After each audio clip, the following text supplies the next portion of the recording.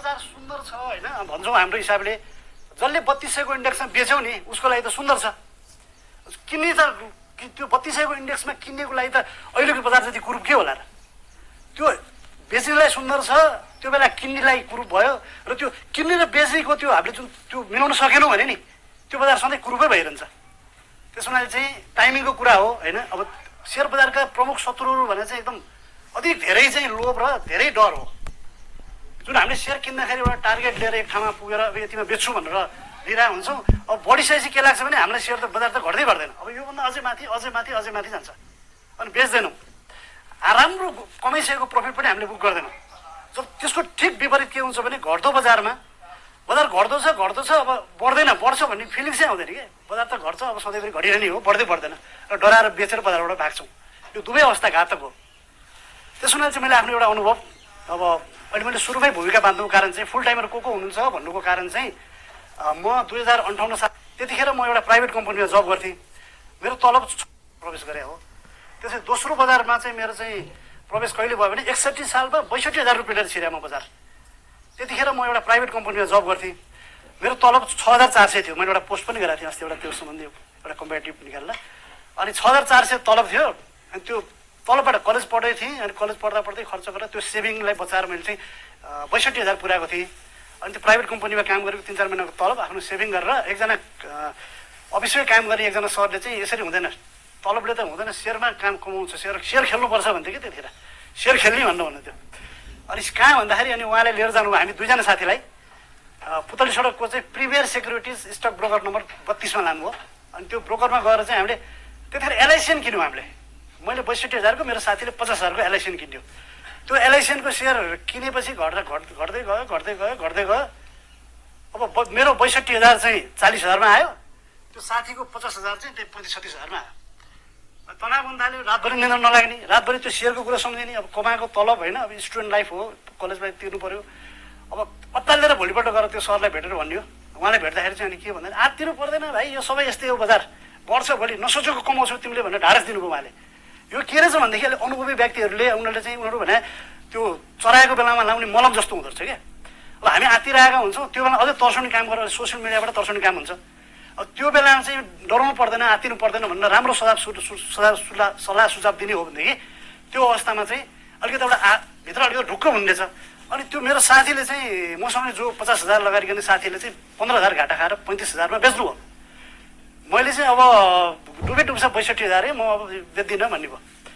त्यसको 3 महिनामा board of डाइरेक्टरको चुनाव रहेछ। त्यसपछि त्यो सेयरको भ्यालु बढ्दै गएर 300को सेयर 600 जति पुग्यो, 600 को हाराहारीमा पुग्यो। त्यो बेला मैले बेचेँ 62,000बाट चाहिँ लगभग 42,000 40-42,000मा आइसकेको सेयर। त्यो बेला मैले बेच्दाखेरि मेरो हातमा चाहिँ 1,10,000 पर्यो। अब 62,000बाट 1,10,000 मेरो हातमा पर्दाखेरि त्यो मेरो त 7.5 महिनाको तलब त मलाई आयो त्यहीँबाट। अब म कहाँ जाहिर खाइरहने त? अब बिहान 10 देखि 5 बजीसम्म जाहिर खाइने होइन भन्ने भयो। त्यो 1,10,000 हुने बित्तिकै मलाई जोस जाँगरै अर्को आयो नि त। अनि यत्रो पैसा कमायो भनेपछि त्यो एउटा भूमिका जोडी मैले।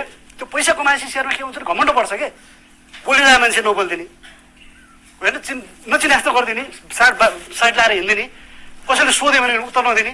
एकचोटि मेरो भइदियो के भनेदेखि 2057 सालमा मैले गाडी र बाइकको लाइसेन्स एकैचोटि ल्याएँ। त्यो लाइसेन्स लिएपछि मेरो चाहिँ दाइले के भन्नु, लाइसेन्स ल्याए मान्छेले त जोबाइदिएपछि बोल्नै हुँदैन होइन।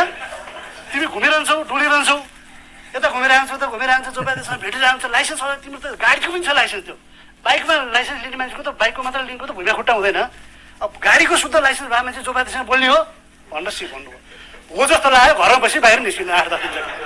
अनि पछि यसो बुझ्दाखेरि त लाइसेन्स त जोस नै हुँदो रहेछ क्या। त्यो सुरसुर लिँदाखेरि म धेरै डुल्ने भनेर चाहिँ मलाई आफन्तले अलिकति घरमा टाइम नदिने, बढी डुल्ने नपर्ने। त्यो बेला 59-60 सालको 6,400 भनेर त त्यो त्यतिखेर मेरो कलेज फीदेखि लिएर मेरो सबै खर्च भ्याएर पनि मैले सेयरमा लगानी सेभिङ हुन्थ्यो। त्यो अहिले लाखले पनि त्यो भ्याउँदैन। अनि त्यसपछि के गरेँ भनेदेखि मैले राजीनामा दिन्छु, म जाहिर खान्न भनेर राजीनामा लिएर गएँ जिएम साहबका। राजीनामा दिनु पनि कारण देखाउनु पऱ्यो। के कारण भन्न जिएम साहबले सोध्नुभयो। म त अब जाहिर नखाने सर मेरो घर समस्या पऱ्यो भन्नु। के घर समस्या पऱ्यो त? बिदा बस्नु त भन्नुभयो कि। बिदा नबसिन्छ म जाहिर छोड्छु नै, मलाई भएन, म घर समस्या पऱ्यो। उसले 50,000 एडभान्स लिएर जाउँ त, समस्या गरेर हो, 1 महिना छुट्टी बस्छ भन्नुभयो। यसो सोचेँ 50,000 एडभान्स दिने, 1 महिना छुट्टी पनि दिने भनेपछि त्यो 50,000लाई सेयरमा लगाउने है। अब त्यो 50,000लाई सेयरमा लगाइसकेपछि त म त 1 महिना कमाउँछु, 1 महिना आएर त्यो 50,000 फिर्ता गरिदिन्छु, त्यो 50,000 लिएर म आउँदिनँ भोलिबाट भनिदिन्छु। भन्ने सोच बोलायो। त्यो 1,10,000 त्यो 50,000 अनि अरू सेभिङ गरेर 2 लाख जति फेरि इन्भेस्ट गरेँ सेयर बजारमा। 2 लाख इन्भेस्ट गरेको 10 दिन 15 दिन सकियो। 15 दिन बाइस अझै 20-22 दिन 2 लाखको त 1,20,000 गरिहाल्यो नि होइन। जागिर छोड्नु हुँदैन है, जागिर छोड्नु हुँदैन भन्यो त्यतिखेर। जागिर छोड्नु हुँदैन भन्नुभयो। त्यसपछि गएँ 1 महिनापछि के हो घरको समस्या समाधान भयो भन्नु समाधान त भयो।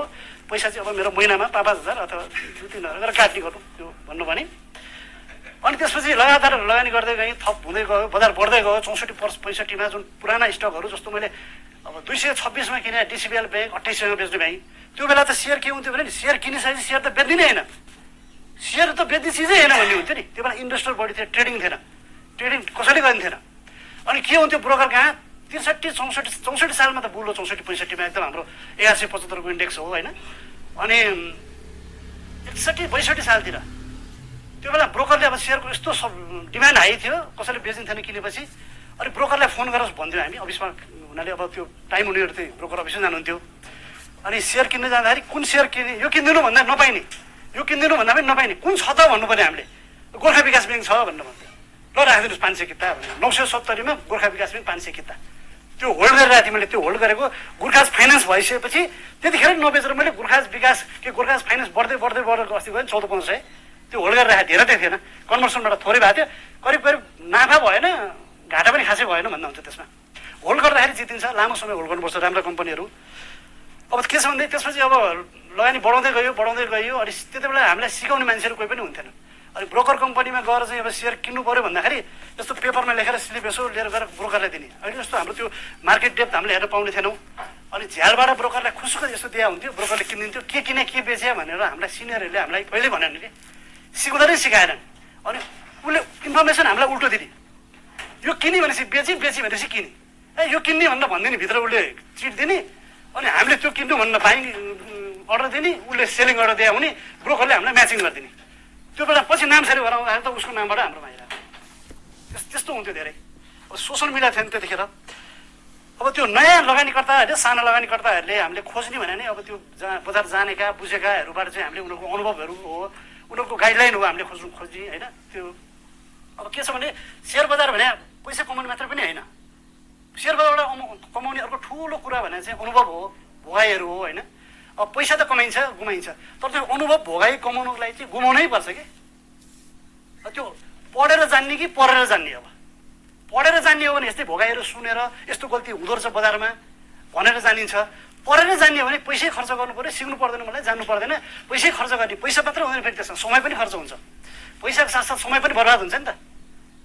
त्यो कुरा चाहिँ अब हामी चाहिँ कहाँनिर चुक्छौँ र हामी कहाँनिर चुक्यौँ भनेर भन्दाखेरि अब अहिले पहिला के छ हाम्रो पालामा चाहिँ सोमबार आउँथ्यो बिहान, हरेक साप्ताहिक पत्रिका हरेक सोमबार आउँथ्यो, पेपर चिल्लो पेपर राम्रो हुन्थ्यो। हामी त्यो लिनलाई बिहानदेखि लाइन बस्थ्यौँ क्या।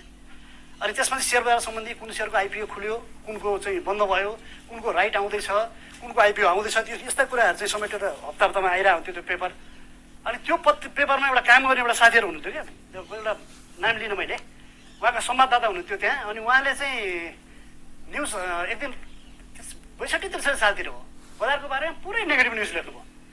त्यो नेगेटिभ न्युज लेखेपछि 3 दिनसम्म मार्केट घटेको नराम्रोसँग घट्यो।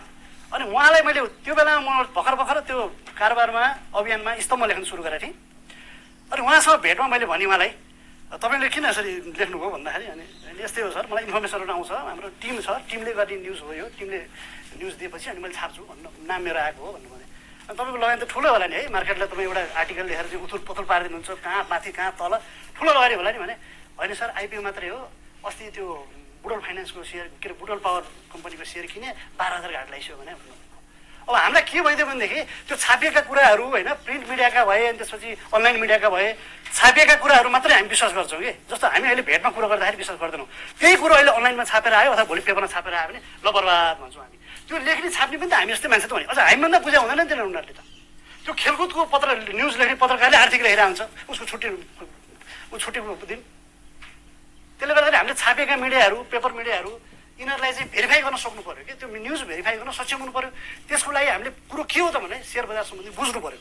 त्यसपछि सामाजिक सञ्जालहरू भए, सामाजिक सञ्जालमा के छ भनेदेखि अब अलिकति फलोवर्स भएका मान्छेहरू, अलिकति भ्युवर्स भएका फलोवर्स भएका मान्छेहरू उनीहरूले चाहिँ बोलेको कुराहरू बिग्छ त्यहाँ। अहिले पनि केही लेखिदिए घुमाएर लेखिदिए भने नि बिग्छ। एक्चुअली मैले इन्टेन्सनली होइन कि भयो के भनेदेखि 1-1.5 वर्ष अगाडिको कुरा हो। एकजना चाहिँ मार्केटको हरियाली अब साडी लाएर एकजनाले लेडिज भाउजूले नाच्नु भएको छ इटलीतिरको। अनि उहाँको टिकटकमा म फ्रेन्ड थिएँ। अनि उहाँको टिकटकबाट मैले निकालेर स्टोरीमा हालेँ। त्यो नाचेको पछाडि ब्याकग्राउन्डमा शिवम सिमेन्ट छ। भोलिपल्ट शिवम सिमेन्ट सर्किट, शिवम सिमेन्टै किन्न पाइँदैन। 11 बजे 10 मिनटमा सक्यो शिवम सिमेन्ट। एउटा सँगै गोलाइ हो। त्यस्तै कहिले काहीँ पौडी खेला फोटो हाल्यो भने भोलिपल्ट हाइड गर्ने। अनि त्यो ग्रुपहरूमा सर्कुलर बनाएर चाहिँ अब यो है सिधै बोल्न मिल्दैन, फलानु यसो भनेको छ भनेर बिचमा कसले चाहिँ फाइदा उठाइदिन्छ। अहिले त्यो टिकटक हाल्नु पऱ्यो अनि त्यसपछि फोटो हाल्दा पनि डर हुने, पछाडि केही छ कि दायाँ बायाँ केही छ कि। त्यो ब्याकग्राउन्डमा शिवम सिमेन्टले चाहिँ हरियो साडी लाएर मलाई छमछम नाच्नु भएको छ। त्यो हाल्दाखेरि भोलिपल्ट सर्किट। त्यसले गर्दाखेरि सामाजिक सञ्जाल सोसियल मिडिया पनि अलिक अथेन्टिक कस्तो चाहिँ कुराहरू लाग्छ के लाग्छ त्यो थाहा हुन्छ कि। जस्तो अहिले चाहिँ कसैले कुनै सेक्टर वाइज अलिकति चाहिँ यो सेक्टरमा छिर्नुपर्छ, यो सेक्टर राम्रो भनेर ट्रेडिङ आवरमै चाहिँ भनिरहेको हुन्छन्, पोस्ट गरिरहेको हुन्छन्। अब उनीहरूको इन्टेन्सन के भनेदेखि त्यो बेच्नु छ, उनीहरू फसिरहेछन्, त्यो बेच्नु छ। अब मेरो एउटा घटना कसरी घट्यो भने एकजना आफ्नै भान्जा पर्नेले मामा यो खाउँ आज कि एउटा कम्पनीको नाम लिएर अनि भान्जा किन्ने मैले किनेँ, भोलिपल्ट नि किनेँ, पर्सिपल्ट डिमान्ड खाता आयो, भान्जा के गर्ने भने त्यो त थाहा भएन